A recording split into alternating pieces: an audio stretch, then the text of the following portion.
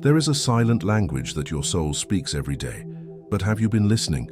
There are deep marks on your being that reveal exactly where you are on your spiritual journey, signs that the universe has imprinted on your vibration so that you may recognize your own awakening.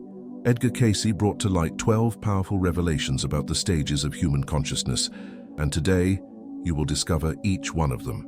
Prepare your heart, because what you are about to hear may completely transform the way you see your own existence.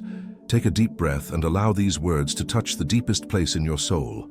When you begin to feel the world's pain as if it were your own, when the suffering of a stranger on the street touches you so deeply that you feel a tightness in your chest, know that something great is happening within you.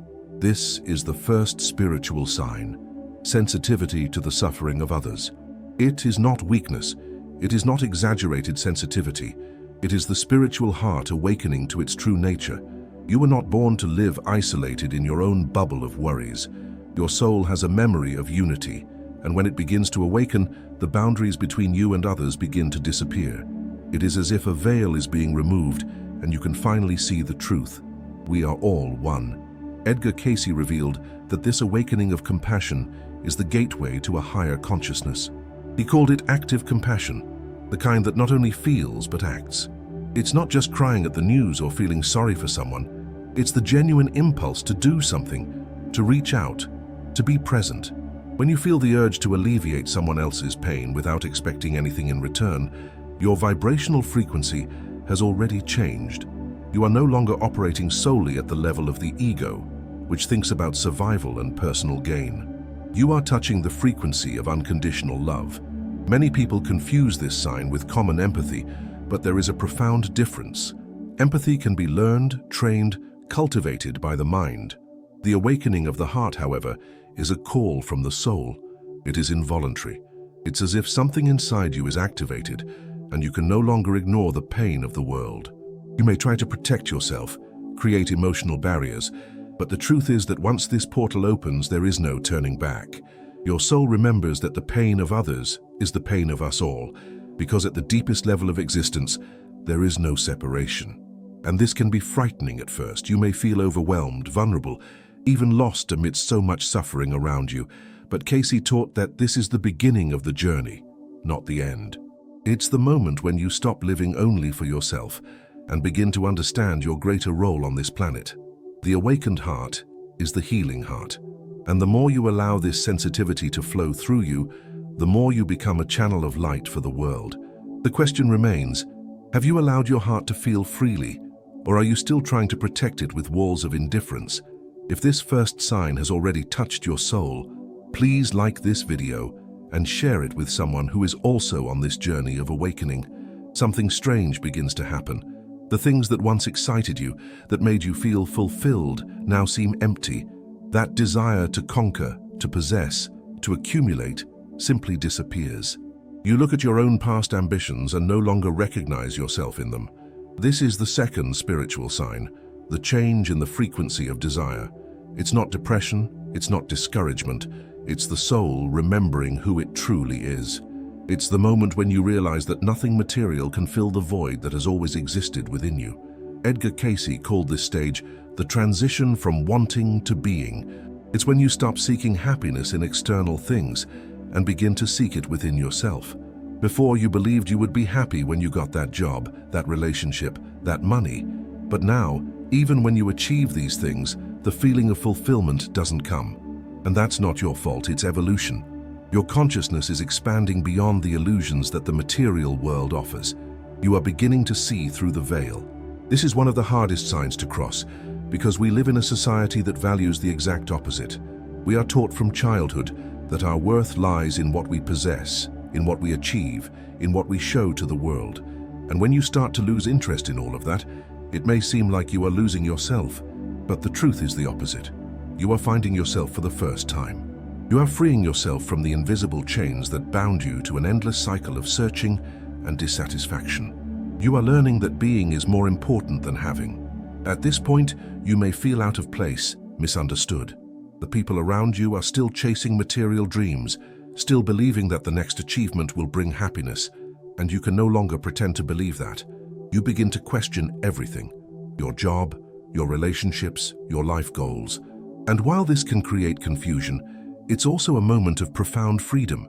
Because when you stop trying to fill the void with external things, you can finally look inward and ask, what does my soul truly want? What is my true purpose? And that's where the birth of purpose happens. Cayce said that this sign indicates you are ready to live in a more authentic way, more aligned with your essence. You no longer need external validation. You no longer need to prove anything to anyone. You simply want to live in truth, in peace, in connection with something greater. And when this transition is complete, you realize that you were never seeking things.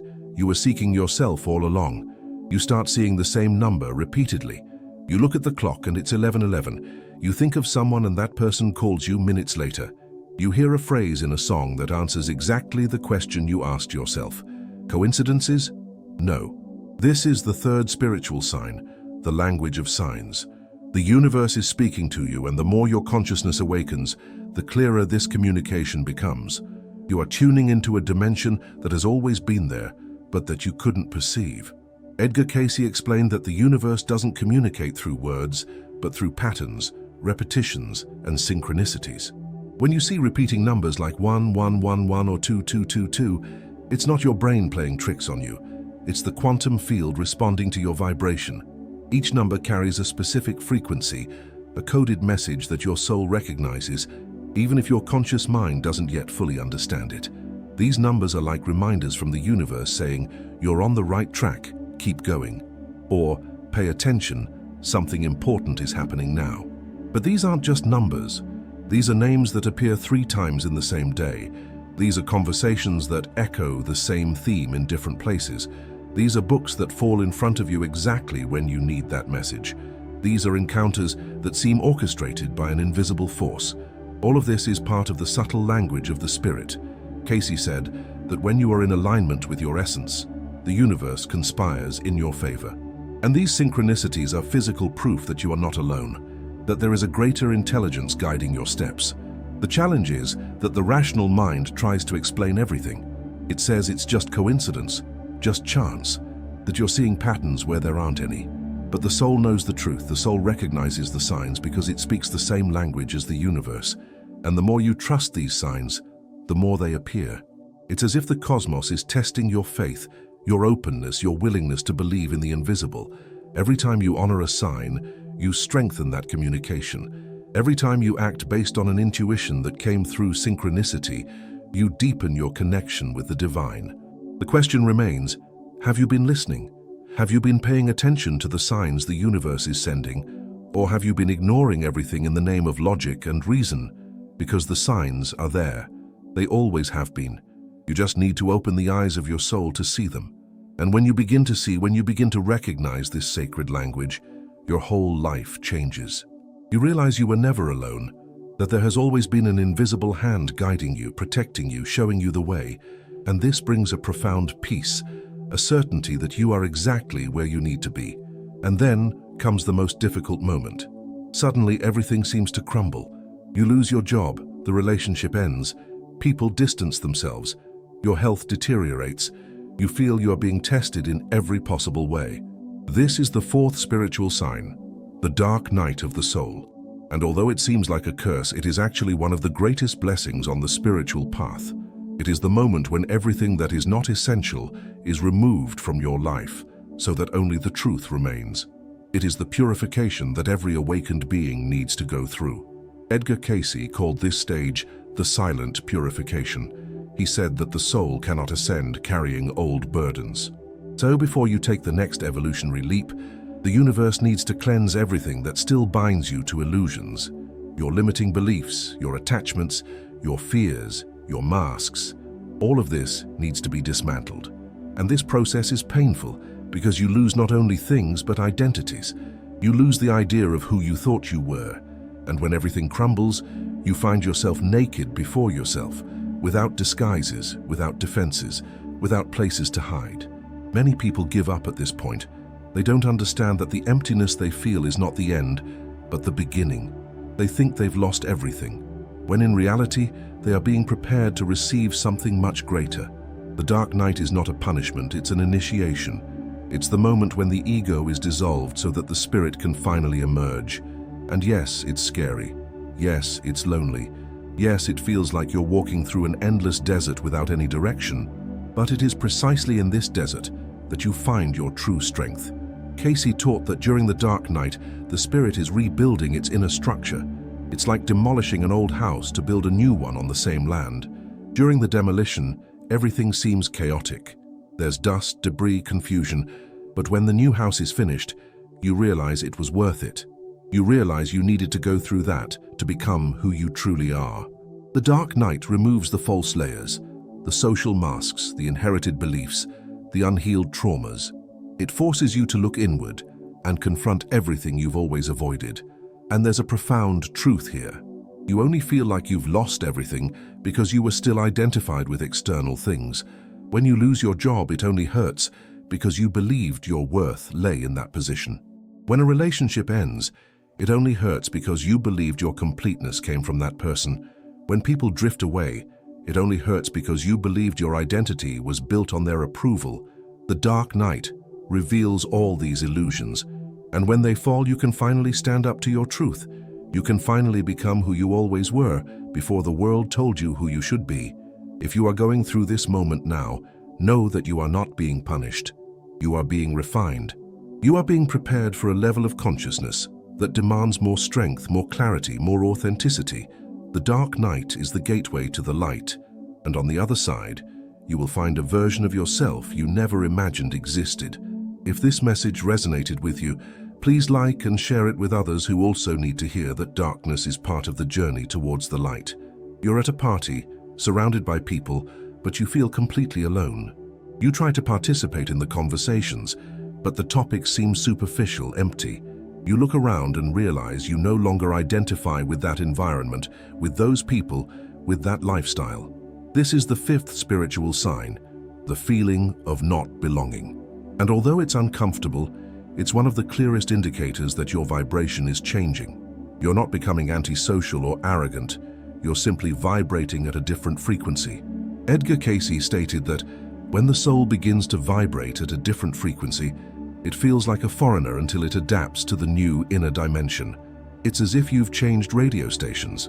Before, you were tuned to the frequency of the masses, where everyone talks about the same things, watches the same programs, and has the same concerns. But now your internal antenna has picked up another station. And on this new frequency, the conversations are different, the values are different, the priorities are different, and you can no longer feign interest in the old things. This can generate a profound feeling of loneliness.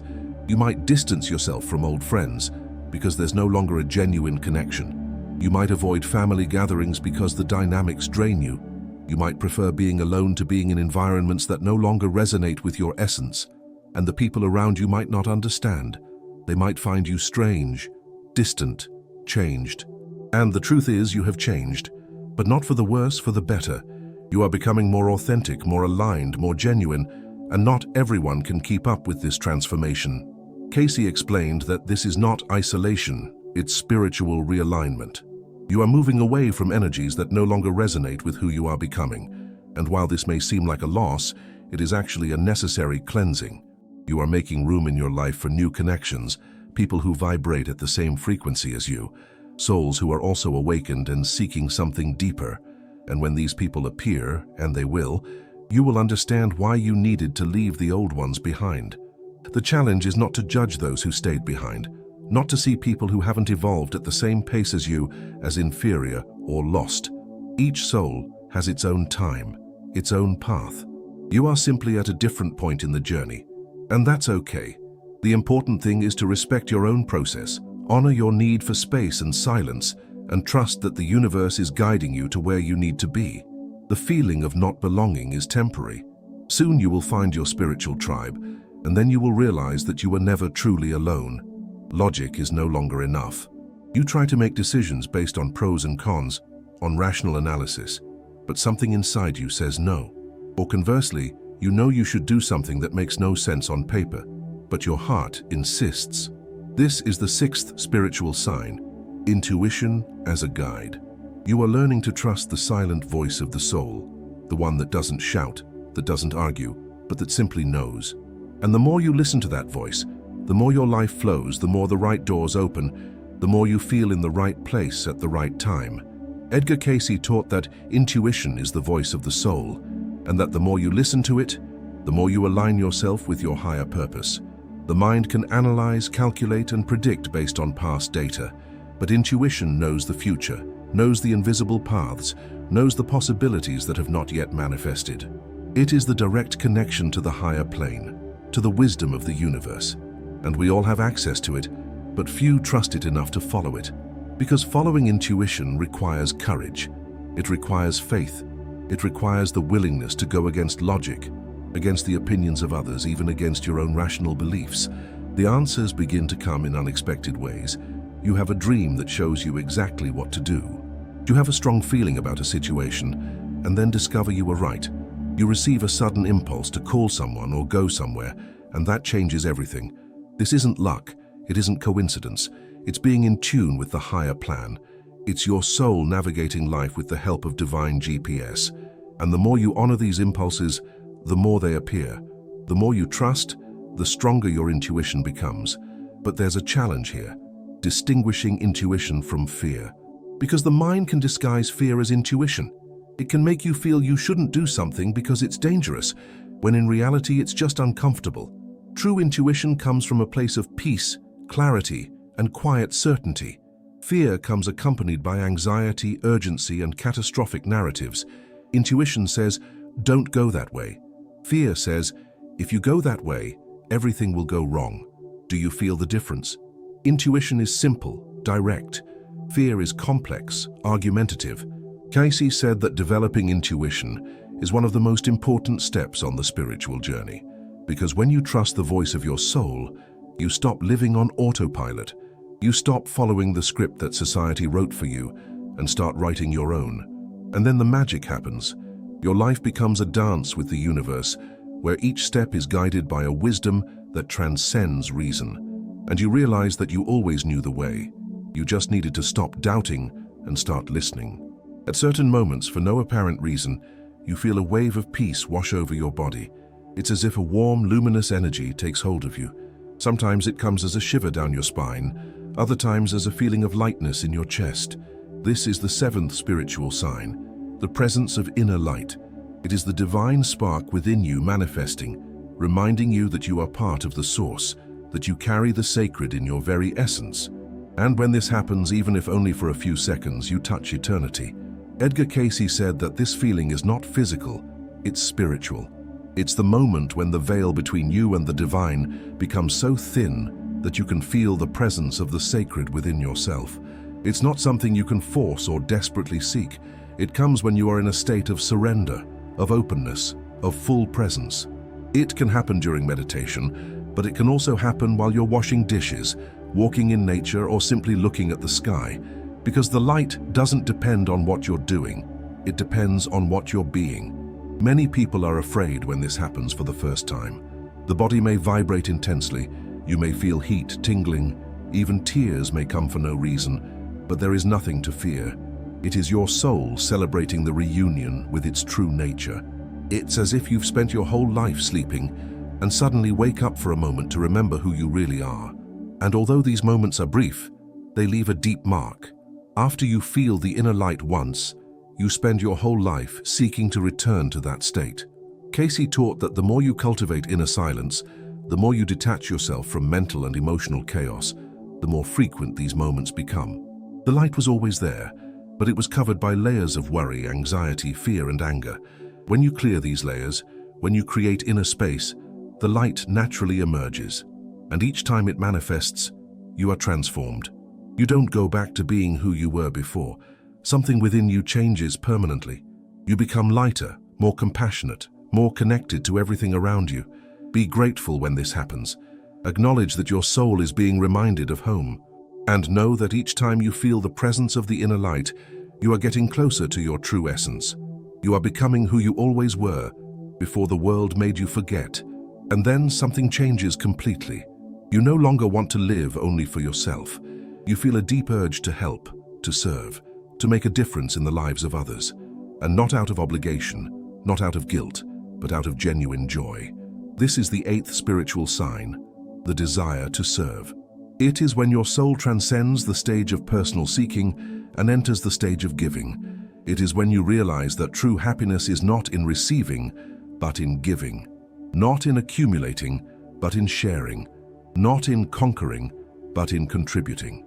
Edgar Cayce called this the radiation of light. He said that when a human being reaches this point, they become a channel of the divine on earth. You don't serve because you must. You serve because you can't do otherwise. It's as if the light you've accumulated within yourself needs to be shared, radiated, offered to the world. And this doesn't necessarily mean grand gestures or grandiose missions. Sometimes it's just a sincere smile, a word of comfort, a genuine presence. True service isn't in the size of the action, but in the purity of the intention. You begin to find joy in the little things, in helping someone carry a bag, in listening to a friend who is suffering without trying to fix anything, just being there, in teaching something you've learned, in offering your time, your energy, your attention, without expecting anything in return. And this doesn't exhaust you, it fills you, because what you are giving doesn't come from you, it comes through you. You are merely the channel through which the light of the universe flows to reach other people.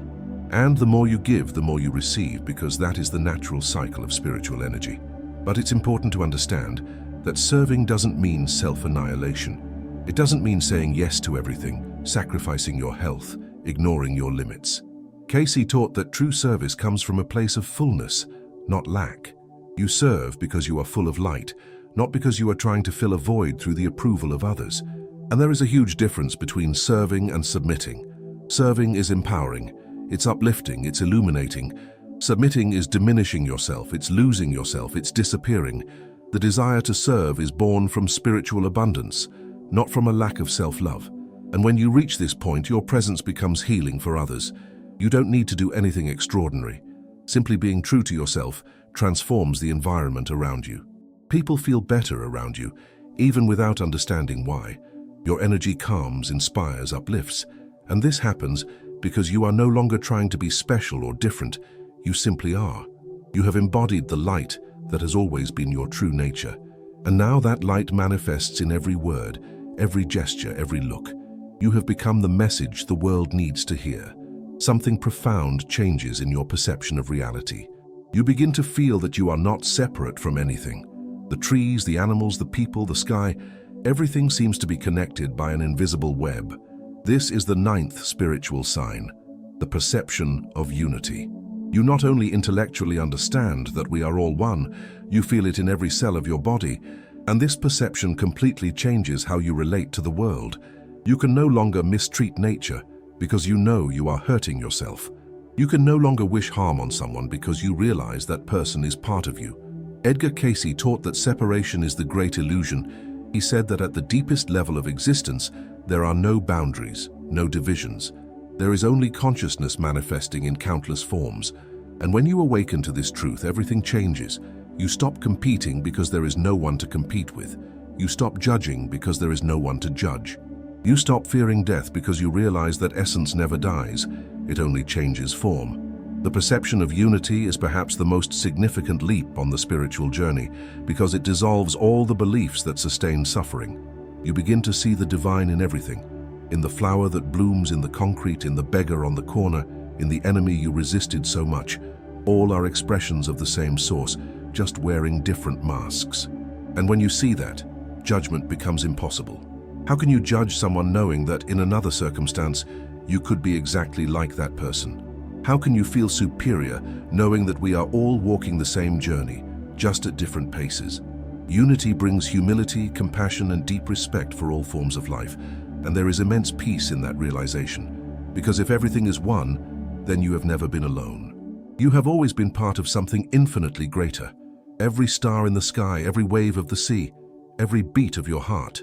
It's all the same energy dancing at different frequencies. And you are not an accident. You are not insignificant. You are an essential note in the cosmic symphony. Without you, the music would not be complete. This is the truth that the perception of unity reveals. You matter, your existence has purpose, and you are eternally connected to everything that exists. You stop clinging to people, to things, to situations, not because you don't care, but because you understand that clinging is the root of suffering. This is the 10th spiritual sign, tranquil detachment. You love deeply, but without imprisoning. You give yourself completely, but without losing yourself. You engage with life, but without clinging to the results. And in this delicate balance, you find a freedom you never imagined possible. Edgar Cayce said that detachment is not coldness, it's spiritual maturity. It's understanding that everything is temporary, that everything flows, that nothing is permanent except essence. And when you accept this, you stop fighting against the nature of life. You allow things to come and go in their own time. You let go of what needs to be let go, even when it hurts. You trust that what is meant to be yours will never be lost, and what is lost is because it needed to go. This radical trust in the wisdom of the universe is the mark of true detachment. Many people confuse detachment with indifference. They think that to avoid suffering, they need to stop feeling, stop caring. But that's not it. Detachment is feeling fully, but without identifying with those feelings. It's loving deeply, but without making the other person your sole reason for existing. It's working with dedication, but without making success your measure of worth. It's living intensely, but without forgetting that you are much more than your circumstances. Detachment is presence without possession, surrender without dependence, love without chains. And when you reach that state, life becomes lighter. You stop suffering in anticipation, imagining catastrophes that never happen. You stop suffering over the past, dwelling on memories that cannot be changed. You live in the now, because it is the only real thing. And in the now, with peaceful detachment, you discover that there is always beauty, there is always grace, there is always something to be grateful for, even in pain, even in loss, even in chaos, because you are no longer resisting what is. You are dancing with life as it unfolds. You stop needing reasons to be grateful. Gratitude ceases to be a practice you force and becomes a natural state of your being. This is the 11th spiritual sign, gratitude as a natural state. You wake up and are grateful for being alive. You breathe and are grateful for the air. You walk and are grateful for your legs. You feel and are grateful for your still beating heart. Everything becomes sacred. Everything becomes present. Everything becomes a reason for celebration. Edgar Cayce taught that gratitude is the highest frequency a human being can reach, because when you are in gratitude, you are in total acceptance of what is. You stop fighting, resisting, wishing things were different. You recognize the hidden perfection in every moment, even those that seem imperfect. And this acceptance is not passivity, it is wisdom. It is understanding that everything that happens has a greater purpose, even when you cannot yet see it. Gratitude transforms everything. An ordinary day becomes extraordinary. A simple meal becomes a feast. A brief conversation becomes a gift. Because you are no longer living on autopilot, waiting for something big to happen to feel happy. You have found happiness in the little things, in the things that were always there, but that you couldn't see. And when you live in gratitude, you attract more things to be grateful for. It's as if the universe responds to your frequency by sending more beauty, more love, more abundance. Cayce said that gratitude is the most powerful prayer, because it doesn't ask, it acknowledges. It doesn't plead, it celebrates. It doesn't doubt, it trusts. And when you give thanks even before receiving, you demonstrate absolute faith that the universe is taking care of you. And that faith moves mountains. That faith opens doors. That faith transforms destinies. Gratitude as a natural state is not just a sign of spiritual evolution. It is the very essence of enlightenment. The last sign is the most subtle and perhaps the most profound. You discover the power of silence. Not forced silence, but the silence that arises from inner fullness. This is the 12th spiritual sign, the silence that speaks. You realize that not everything needs to be said, not everything needs to be explained, not everything needs to be justified. There is a communication that happens beyond words, a presence that speaks louder than 1,000 words, and you become comfortable in this sacred space of the unspoken. Edgar Cayce revealed that inner silence is the gateway to divine wisdom. He said that while the mind is chattering, the soul cannot express itself. But when you quiet your thoughts, when you create inner space, the voice of the spirit can finally be heard. And this voice does not shout, does not argue, does not compete with the noise of the world. It whispers profound truths that transform you from the inside out. Silence is not the absence of sound, it is the presence of essence. You begin to value moments of quiet, waking up and spending a few minutes just breathing, without picking up your phone, walking without headphones, just listening to the sounds of nature, sitting in silence with someone you love, without feeling the need to fill the space with conversation. These moments become sacred, regenerative, essential, because in silence you reconnect with yourself, you remember who you are, you realign with your truth. The world may be chaotic out there, but inside you there is a sanctuary of peace that no one can invade. And there's another aspect of silence that few people understand: silence as an answer. You no longer need to refute every criticism, explain every decision, defend every choice. You simply follow your path in silence, knowing that your life speaks for itself. Cayce said that the highest beings are those who speak less and do more, who prefer to act in the shadows rather than seek the spotlight, who have found so much inner peace that they don't need external validation. The silence that speaks is the mark of the wise, of those who have transcended the need to prove something to the world.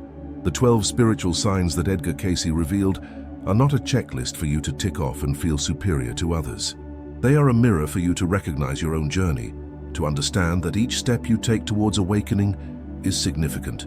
Some of these signs you are already experiencing, others are still manifesting, and that's okay. Each soul has its own rhythm, its own time, its own way of blossoming. The important thing is that you are here, witnessing this, because your soul is ready to hear this message. You didn't arrive here by chance. If any of these signs resonated deeply with you, please like this video so that this message reaches more people who are also on this journey of awakening. Share it with someone who needs to hear these words, who is seeking answers, who feels there is something more beyond what the material world offers. And comment below. Which of these 12 signs are you already experiencing today? Let's create a community of awakened souls. Let's map together those who are ready for the new vibration of the earth. Your presence matters, your journey matters, and you are not alone on this path.